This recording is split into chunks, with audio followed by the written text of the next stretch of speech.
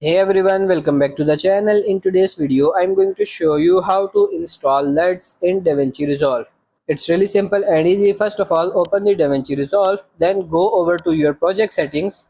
Under color management, go down to the open LUT folder.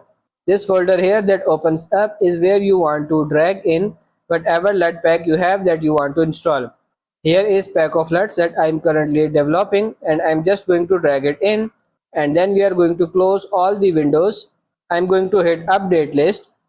Change your 3D lookup table interpolation to tetrahedral. By default, yours should be set to trilinear, but set it to tetrahedral and DaVinci Resolve will do a much better job of processing your LUTs, which will give you a higher quality results. So change it to tetrahedral and hit this save.